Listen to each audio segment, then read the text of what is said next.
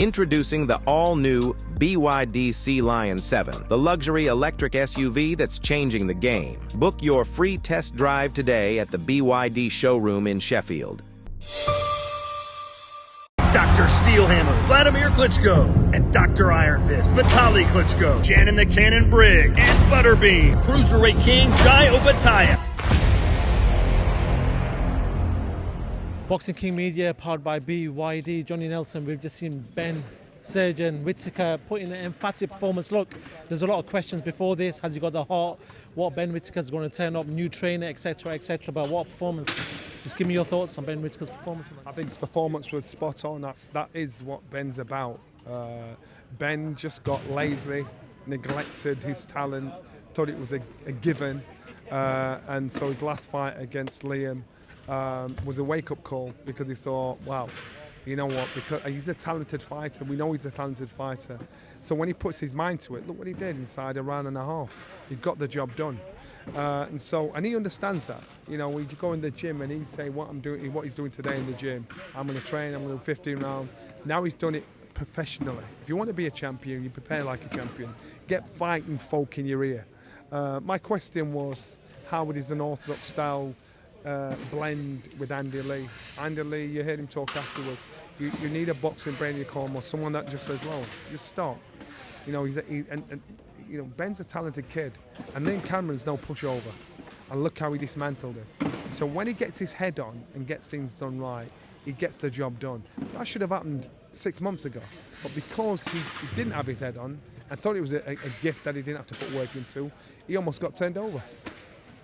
Yeah, with that, first of all, I want to ask you, was a lot of people ringside weren't happy with the stoppage? They said it was a bit too early for a fight like that. Do you feel like the stoppage justified the right timing? Justified, without a doubt.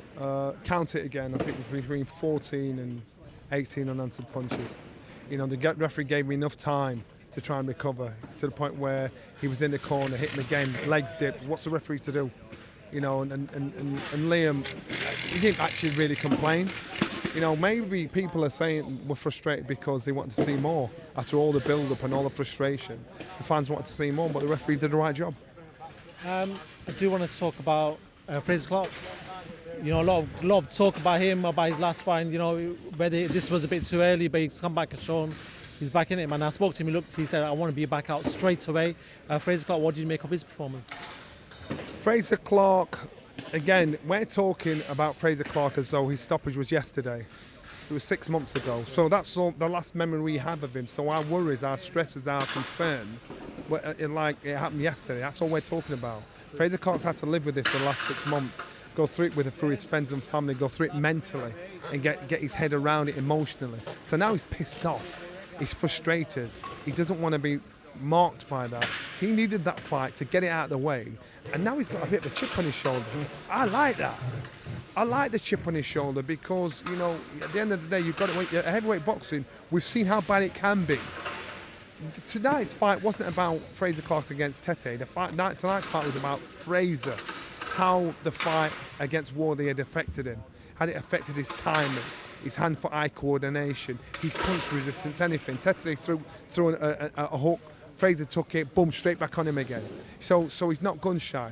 That's what we were just checking out. Fraser, it wasn't about Tete. So what we saw, you know, Fraser's thinking, I needed this. You know, and we'll see it again when he steps in again, and we'll see where he is. Just a final one before I let you go. Dubois, Usyk seems like a fight that's going to get finalised very soon. Do you see anything different this time around? Do you feel like we're going to get a better Daniel Dubois, a more ferocious Daniel Dubois? We'll get a better Daniel Dubois, but I also think we'll get a better Usyk, and Usyk will do exactly the same what he's done with everyone that he's boxed the first time. He beats him better the second time. I think he stops Daniel Dubois the second time around, and Daniel Dubois, I rate him. Do I think it'll be at Wembley on the 12th of July? No, I don't. I think it's a big call, a big shout, because I think the only two fighters that can fill out Wembley are AJ and Fury. They've got to be somewhere in the mix there. Usyk's done an amazing thing and got a great UK fan base if you're into boxing. Daniel Dubois again, he's full out the O2, but I think Wembley, I think it's a bit ambitious, if I'm honest with you. But we'll see. Is it going to be on the 12th? Will it be?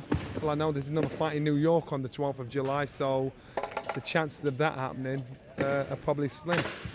Fine, well, actually, Tyson Fury's putting up a few videos recently. Do you feel like he's coming back? From you're a fighter, you know, you've seen people come back and forth. Do you feel like Tyson's going to be back by the end of the year?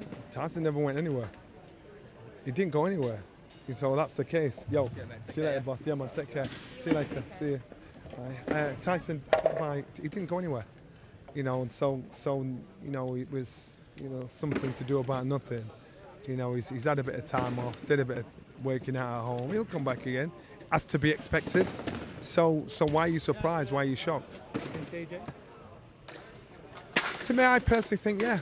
I think that's the case because AJ needs him and he needs AJ. Neither can afford to box anybody else and lose. And both of these guys were king of the hill at one point. You know, look at the embarrassment for AJ losing to Danny Dubois. He's thinking, fuck, how do I get over that? You know, Fury losing twice to Usyk. He's thinking, shit, I'm not the fighter I was, but the fighter I am. Who does he beat? These guys are they're millionaires. So they didn't want to box for the highest purse. This is business. Businesses each other. Johnny Nelson, thank you very much for your time, mate. It's an early night for you, actually. It's not even till 11 o'clock. Thank you very much, man.